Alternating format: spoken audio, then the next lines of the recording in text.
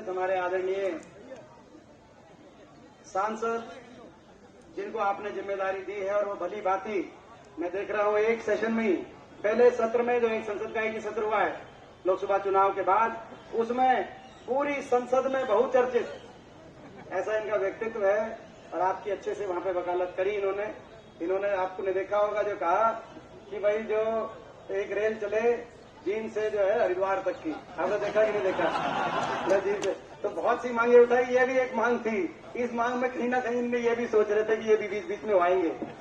तो हमारे आदरणीय सतपाल जी ब्रह्मचारी, हमारी बहन आपकी प्रत्याशी यहां से जिनको आपके बीच में आने का अवसर मिला है, और जिन्होंने अपने जीवन में एक संघर्ष किया है, जिस संघर्ष से प्रेरणा पूरा देश आज ले रहा है। किसी भी खिलाड़ी के लिए सरकार और सिस्टम से टकराना आसान नहीं है। जो टकरा गई पूरे सिस्टम के साथ, पूरी सरकार के साथ, एक ईमानदारी की मांग को लेकर, एक न्याय की मांग को लेकर, बेटियों को न्याय दिलाने की मांग को लेकर अपना करियर दांव पे लगा दिया। क्योंकि जब दुनिया के सारे खिलाड़ी मैट पर प्रैक्टिस कर रहे थे तो जंतर मंतर दही पे बैठकर सरकार से न्याय की लड़ाई लड़ रही थी। ये बेटी, हमारी बेटी, आपकी बेटी, देश की बेटी, वहां लड़ाई इन्होंने लड़ी, और लड़ाई नहीं लड़ी। उसके बाद जब ये कहा गया, भाजपा पूरी टूट के पड़ी भाजपा, और कहा ये तो चले हुए कारतूस हैं, पूरी भारतीय जनता पार्टी टूट के पड़ी। मुझे दुख होता था कि ऐसा भारतीय जनता पार्टी किसी एक सांसद पे ऐसे घिनौने अपराधों का आरोप हो सकता था, लेकिन पूरी भारतीय जनता पार्टी उनके साथ इतने बड़े अन्याय में क्यों आई? आज देश से सवाल पूछ रहा है, और भारतीय जनता पार्टी टूट के पड़ी और कहा कि ये तो चले हुए कारतूस हैं। तो उसका जवाब कोई बात करके नहीं, लेकिन ओलंपिक में सारी दुनिया को झुकाकर उसका जवाब दिया भारतीय जनता पार्टी के इस सरकार को। एक उदाहरण, एक ऐसा उदाहरण सेट कर दिया, और आज हमें बहुत खुशी, हमें गर्व है कि वो हमारे इस माटी की ये बेटी हैं, और आपके बीच में आई हैं। आपकी धरोहर है, आपकी बेटी है, इनको संभाल के रखना आपकी जिम्मेदारी है। आज देश देखेगा, आज देश की नजर आज हरियाणा के चुनाव पे रहेगी, और देश की नजर जुलाना विधानसभा के नतीजे पे रहेगी। देश के कोने कोने में टेलीविजन देखे जाएंगे, देश के कोने कोने में टेलीविजन देखे जाएंगे। जब फाइनल की घड़ी आएगी तो कोई ऐसा धोखा ना हो जाए जो हमारे साथ हुआ था। दिलाने वालों को मैं कहना चाहता हूं, नतीजा ऐसा है कि देश के टीवी चैनल में जब वो नतीजा आए तो उसकी गूंज पूरी दुनिया में जाए कि न्याय किया आपने न्याय किया है। न्याय कितने दुख की बात थी कि इन्होंने बेटियों को न्याय दिलाने के लिए लड़ाई लड़नी पड़ी। 6 हमारी ओलंपिक विजेता बेटियां, क्या कसूर था? हमारी बहन साक्षी मलिक का क्या कसूर था? हमारी बहन विनेश फोगाट का केवल अपने न्याय मांग रही थी। 6 महीने तक एफआईआर नहीं दर्ज कराई गई। 6 महीने तक दिल्ली की सड़कों पे घसीटा गया। 6 महीने तक एफआईआर दर्ज नहीं। सुप्रीम कोर्ट ने जब कहा, सुप्रीम कोर्ट के निर्देश से एफआईआर दर्ज हुई। दिल्ली के 3 तरफ बसा हरियाणा, हम जाकर अपनी बेटियों को वहां न्याय भी नहीं दिला पाए।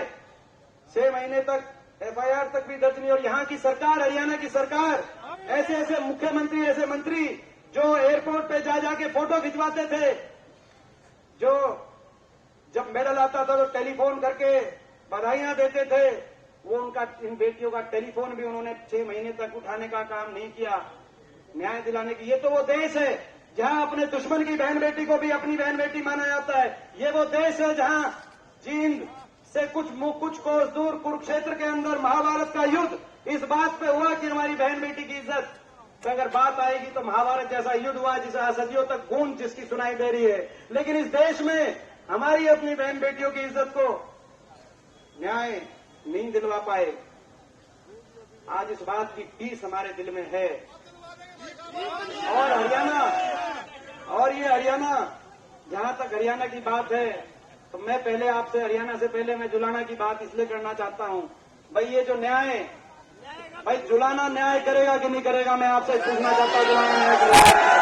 देश देखेगा, देश देखेगा कि आप न्याय करेंगे कि नहीं करेंगे। आप पे बहुत बड़ी जिम्मेदारी, पार्टी ने आप पे बहुत बड़ी जिम्मेदारी सौंपी है, क्योंकि आप समझ सकते हो कि बहुत से विधानसभा क्षेत्र में कहीं से भी पार्टी शीर्ष नेतृत्व फैसला कर सकता था, लेकिन ये बहुत बड़ी जिम्मेदारी अगर सौंपी है तो भाई मेरे लाडले हल्के, मेरे प्यारे हल्के जुलाना में जिम्मेदारी सौंपी है, तो आपको जिम्मेदारी सौंपी है, तो आप इस जिम्मेदारी को निभाना। और जहां तक हरियाणा की बात है, हरियाणा में तो क्या माहौल चल रहा है, उसकी जो माहौल चल रहा है उसकी सारी जानकारी आप तक पहुंच गई कि नहीं पहुंच गई? भाई क्या माहौल चल रहा है इसका अंदाजा इस बात से लगा लो, इस बात का अंदाजा लगा लो। सुनो, कई जगह नामांकन भरवा के मैं आया हूं, कई जिलों में, और अभी आपने यहां पे देखा जींद में, जब नामांकन भरवाने के लिए अंदर जाते हैं तो निचले अफसर से लेकर ऊपरले अफसर तक जो जिस तरीके से सलूट ठोकते हैं, इतना तो सरकार में भी नहीं ठोके। मेरा पार्टी है, मैं बताऊं आप लोग ये तो भाई हरियाणा में तो चारों तरफ हरियाणा में एक ही माहौल है। हरियाणा के कोने कोने से एक आवाज आ रही है, बीजेपी की ये सरकार जा रही है और चौधरी भूपेंद्र सिंह हुड्डा जी के नेतृत्व में कांग्रेस पार्टी की सरकार आ रही है। हरियाणा ने बदलाव का मन बना लिया, कुशासन भाजपा का, ऐसा कुशासन जो देखा हरियाणा ने, जो प्रदेश देश में विकास का प्रतीक था, खुशहाली का प्रतीक था, अमन चैन शांति और कानून व्यवस्था का प्रतीक था, आज 10 साल की भाजपा सरकार के बाद वही प्रदेश देश में नंबर 1 बन गया, तो बेरोजगारी में नंबर बन गया। आज रिपोर्ट कार्ड, इस सरकार का रिपोर्ट कार्ड, ये हम नहीं दे रहे रिपोर्ट कार्ड, ये बीजेपी की दिल्ली सरकार, मोदी सरकार रिपोर्ट कार्ड दे रही है कि हरियाणा देश में नंबर 1 बेरोजगारी में है, भारत सरकार नंबर 1 है। हरियाणा आज नशे में, भारत सरकार नंबर 1 बन गया। हरियाणा अपराध में, क्राइम रेट में, अपराध दर में, भारत सरकार के अनुसार, ये भारत सरकार रिपोर्ट कार्ड दे रही है। हरियाणा का भट्टा बिठाने में कोई कसर इन्होंने नहीं छोड़ी, विकास की पटरी से उतर गया, काम तो किया नहीं। हर वर्ग का अपमान, कोई ऐसा वर्ग नहीं जिसका अपमान ना किया इस सरकार ने। किसान 750 की जान की कुर्बानी लेने वाली, अगर देश के इतिहास में कोई सरकार जानी जाएगी प्रजातंत्र में, 1.5 साल का आंदोलन होता है, 1.5 साल का आंदोलन। और किस बात का आंदोलन? इस बात का कि किसान दिल्ली जाके प्रदर्शन करना चाह रहे थे, वो किसकी दिल्ली है? और दिल्ली हमारी बेटियां गई प्रदर्शन करने, तो इनके साथ क्या व्यवहार हुआ? 750 किसान की जान की कुर्बानी लेने वाली ये सरकार साबित हुई। संविधान को लाइट भी काट, बहुत कुछ हुआ था, बहुत कुछ हुआ था। जबकि तो जनता मंत्री का क्या मैं बात करूं, ये भी हुआ था जब इन बेटियों ने कहा कि न्याय नहीं मिलता तो हमारे लिए मेडल की क्या कीमत है, न्याय सबसे सर्वोपरि है, मेडल हम गंगा में बहाएंगे हरिद्वार जाकर। खेल मंत्री का बयान भी नहीं आया, प्रधानमंत्री या देश कृषि मंत्री का बयान नहीं आया कि मेडलों को मत, आप मेडलों को इस तरह से विसर्जित ना करिए, आपको न्याय दिलाएंगे। एक लाइन तो आ सकती, अपील तो हो सकती थी। ऐसा लगता था कि कहीं ना कहीं उन मेडल से भी, कहीं ना कहीं कोई मेडल से भी उन द्वेष था, जो भारत माता की झोली में जो मेडल थे उनसे भी द्वेष था। ऐसे ऐसे लोग थे जो बोल रहे थे कि इतने इतने रुपए में मेडल आ जाएंगे। तो आज तो खैर हरियाणा का कितना नुकसान हुआ आप अंदाजा लगा सकते हैं। सरकार ने हरियाणा का भट्टा तो बिठाया ही, भट्टा बिठाने में तो कोई कसर नहीं रह रही भाई। तुम बताओ 10 साल में छिक लिया, कसर बाकी रहेंगी बताओ।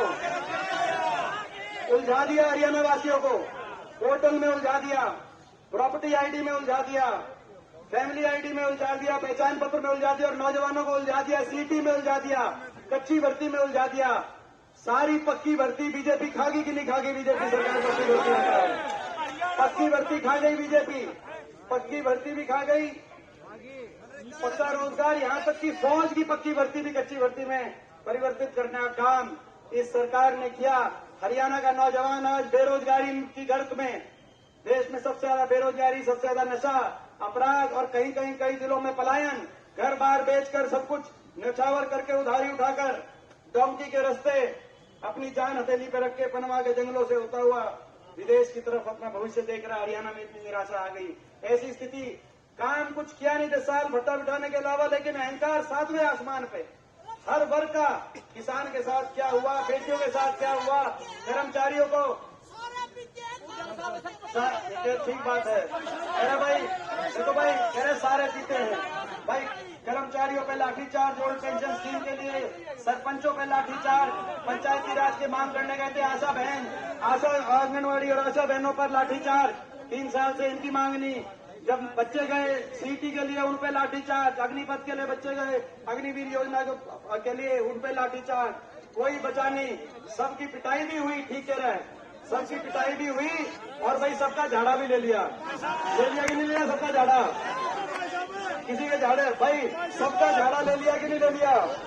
ईट तंबीन का झाड़ा ले लिया वोटों में, तंबीन का झाड़ा ले। इस बात की लड़ाई, ये लड़ाई हरियाणा के भविष्य को बचाने की लड़ाई है।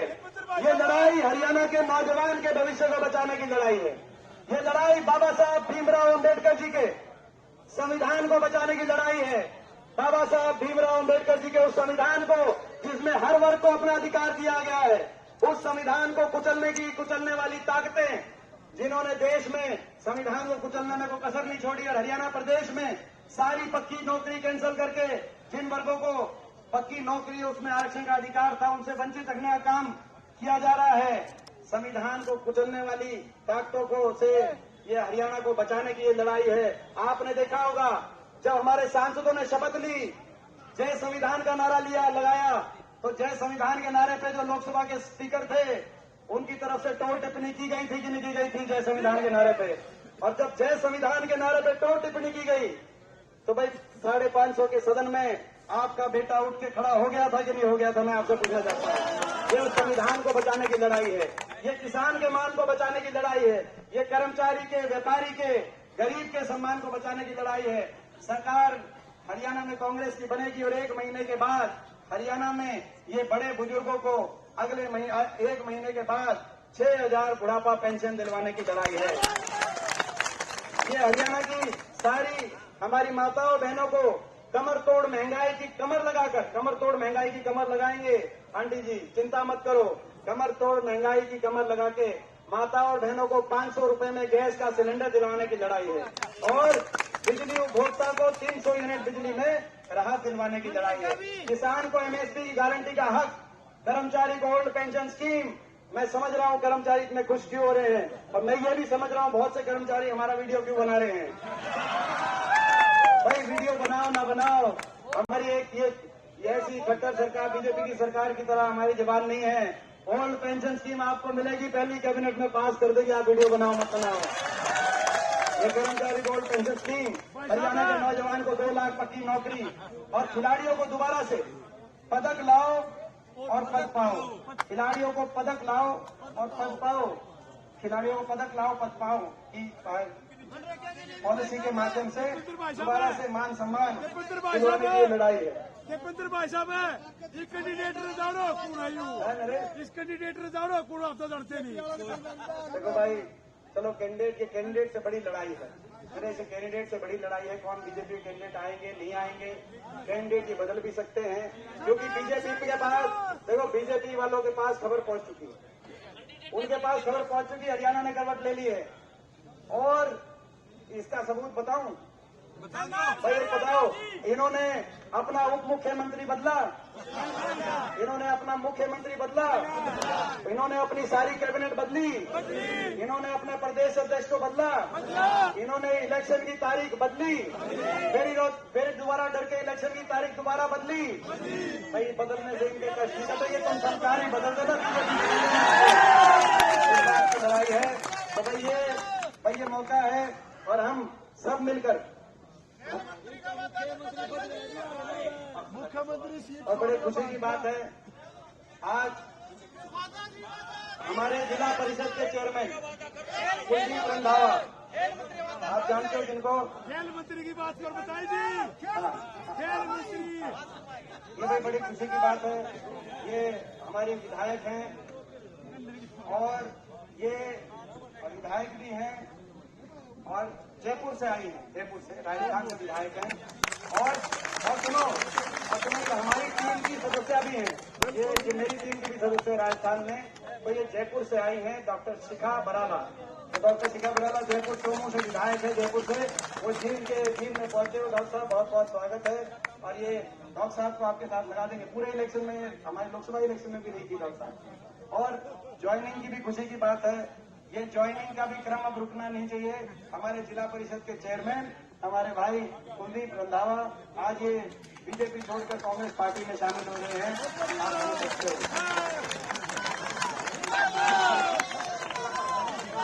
करसोला से जिला पार्षद किया जा वो भाजपा छोड़ के करसोला से जिला पार्षद ये तो पहले हमारे साथ ही था, तो 2 महीने पहले बीजेपी में ज्वाइन हो गया था।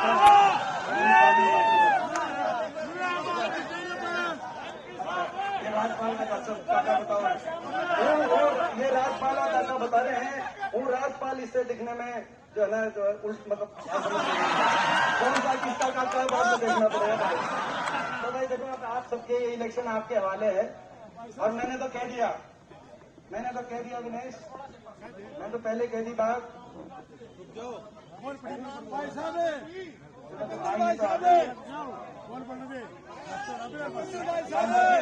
सांसद जी मैंने कह दी बात भाई, मैंने बात कह दी भाई। देखो आपने एक बात मैंने कह दी, सुबह उठा साहब का नामांकन भरवा के सीधा यहाँ आया भाई। देखो भाई, आप ये मान के चलना, आप भाई देखो कौन सा आगे निकलेगा हल्का ये नहीं कह सकता मैं, मगर जो भाई तुम्हारा फर्ज बनता है कि कलोई से आगे काटना। और भाई मेरी जिम्मेदारी ये बनती है जुलाना को कलोई से आगे काटेंगे भाई। और दूसरी बात बोलो भाई, दूसरी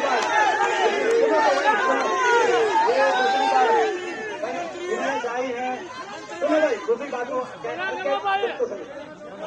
और नंबरदार तो सारी बात कह देगा तो फिर हमारी भाई। ना देखो भाई, दूसरी बात भाई, ये आई है, इनका इतना संघर्ष है, जीवन का संघर्ष, जिसका कांग्रेस पार्टी को कितना लाभ होगा हरियाणा के अंदर, पूरे देश में। और भाई आगे आपकी सरकार बनेगी तो इनके संघर्ष को कोई ऐसे नहीं हम जाने देंगे। आपके दिल में जो है तो भाई, आपके दिल में तो इनको हरियाणा की जो आने वाले समय कांग्रेस सरकार बनेगी, उसमें आप ये मान के चलो कि आपके जो दिल में है वो सारी भावना हमारे दिल में भाई।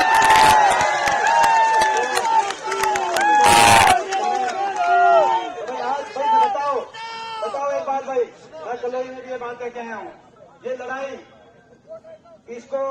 इस लड़ाई को आप हल्के में मत लेना।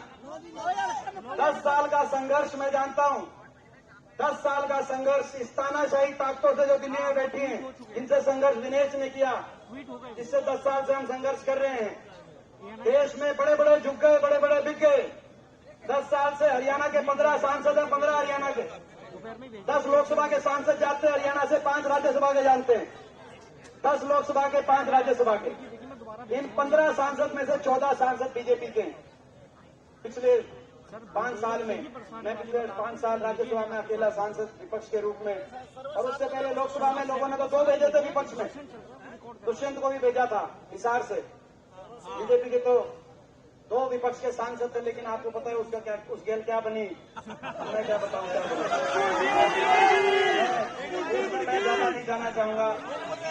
मैं ज्यादा नहीं जाना चाहूंगा, लेकिन बड़े बड़े झुक गए, बड़े बड़े बिक गए इन तानाशाही ताकतों के सामने। लेकिन 10 साल इनके साथ संघर्ष, एक कदम हमने पीछे नहीं उठाया। चाहे संसद की बात हो, चाहे सड़क की बात हो, एक पलक नहीं झपकाई।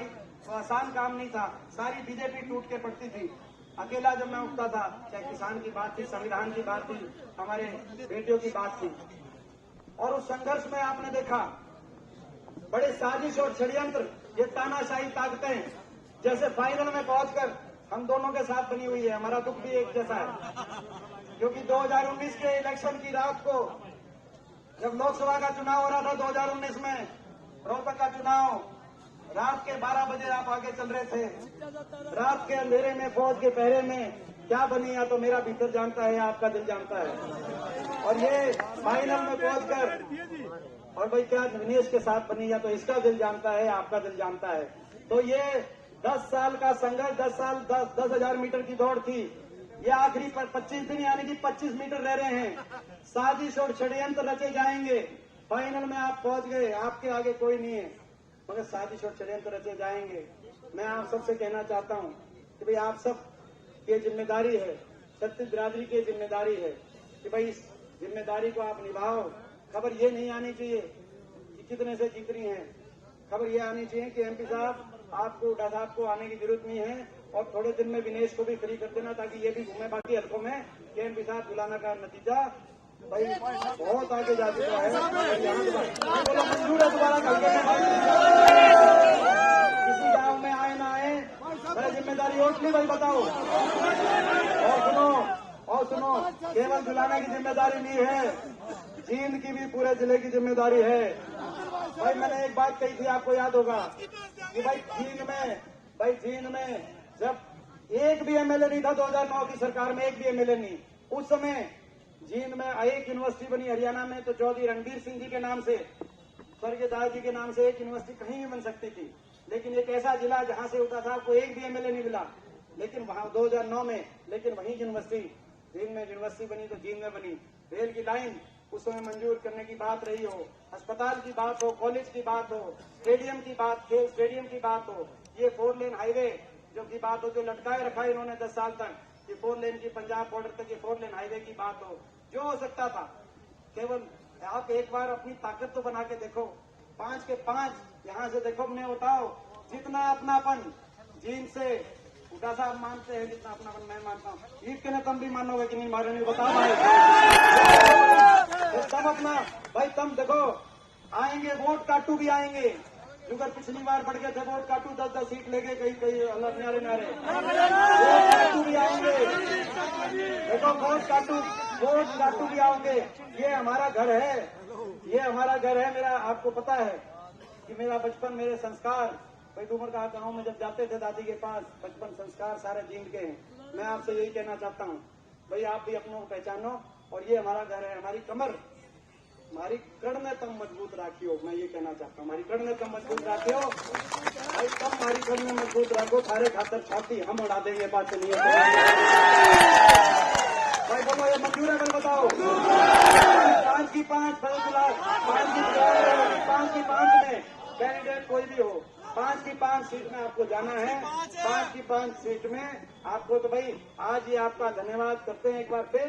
और भाई विनेश को हम सबकी तरफ से आश्वासन है कि बहन आप आए हो, आपका पूरा साथ देंगे। मैं सभी जो कैंडिडेट्स हैं जिन्होंने इतनी मेहनत करी, दिन रात पसीने की मेहनत, कोई आसान बात नहीं होती। आपने जैसे मेहनत करके आप ओलंपिक के फाइनल में पहुंचे, ऐसी ही मेहनत इन्होंने करी है, फाइनल में पहुंचे थे। इनका दर्द भी आपको समझना है, सबका मान सम्मान आपको भी करना, हम भी करेंगे, और सबको साथ लेके चलना है। 90 ही टिकट हो सकती है, मगर जो है 2500 लोगों ने एप्लीकेशन, सरकार 90 आदमियों की सरकार नहीं होगी, ये सरकार हरियाणा के जन जन की सरकार होगी। और हमारे सारे साथियों को इस सरकार में पूरा मान सम्मान और उचित स्थान सारे साथियों को मैं दिलाऊंगा। ये मुझे पता है। देखिए मेरे से एक बार नंबरदार, यार नंबरदार 2 मिनट जा, या 2 मिनट, इसने नंबरदार ने काबू करियो भाई, 2 मिनट। देखो भाई मैंने सबकी मेहनत देखी है। आप ये तो, आपको ये तो पता है ना कि आपकी आत्मा जानती है कि मेरे को सबकी मेहनत पता है, तो मेरे को पता है सरकार बनेगी, सबकी बनेगी, और सबका मान सम्मान और उचित स्थान उस सरकार में, ये मेरी जिम्मेदारी होगी। मैं किसी की मेहनत खराब नहीं जाने दूंगा, जिनकी जिन्होंने मेहनत करी है। चलो भाई वो तुम देखियो 2 ज्वाइनिंग और भाई, ये 2 ज्वाइनिंग और हैं। सुरेंद्र जिला पार्षद सुरपुरा भाई बलवान पुनिया, उर्चाना खुद से बलवान पुनिया, तो भाई ये सुरेंद्र जो है हमारे पार्षद हैं। जैसे जैसे हम यहाँ पे खड़े हैं, ऐसे ऐसे लोगों के मन कर रहे हैं, ज्वाइन कर रहे हैं। अब आगे गुड़गांव जाना ना तो हो सकता है भाई सांझ तक सारे भी बाकी। बहुत बहुत धन्यवाद भाई। अब आप जानो, जुलाना जाने, आपके हवाले इलेक्शन करके आपने जो है इलेक्शन आपको संभालना है। देखो ये नहीं है, ये नहीं है राजनीति में, ये सबको जानती नहीं। और राजनीति के नियम, विनेश एक बार विनेश में आ गया, राजनीति के नियम एक इसके बाद आ जाएंगे। राजनीति के नियम और कुश्ती के नियम अलग अलग हैं। हाँ, तो ये मैंने इनको पहले भी कहा, अलग अलग है, सबका मान सम्मान करे जाओ। अभी आप सबको नहीं जानते, किसी को भाई इस बात में गाड़ी नहीं मानने की भी उसका फालतू, इसका कम। अभी इलेक्शन में हर भावना से ऊपर उठकर आप साथ दो और धीरे धीरे समय दो। धीरे धीरे जो अंतर्राष्ट्रीय स्तर पर दुनिया में नंबर 1 बन गया हो अपनी मेहनत से, कोई हमारे जो है खिलाड़ी, तो कितनी यहाँ पे उतनी मेहनत से और उतनी कंसंट्रेशन तो चलेगी, तो जुलाना हल्के को भी नंबर 1 ही बनाएगी और पूरा इतना साथ हम देंगे। अगर साथ देना अभी जो है समय देना धीरे धीरे, जैसे कोई भी नया होता है ना, बेटी को जो तू कहना मेडल लिया वो अपने खेल मंत्री बनाकर भाई ये तो मैंने देखो सुनो मैं बात भाई, ठीक है आपकी बात है। मैंने कहा भाई जो हमारे दिल में है उसके हमारे दिल में उससे फालतू हो कम नहीं, इससे ज्यादा कुछ कह दी तो फिर आप समझते हो कि बचेंगे कि रहा है।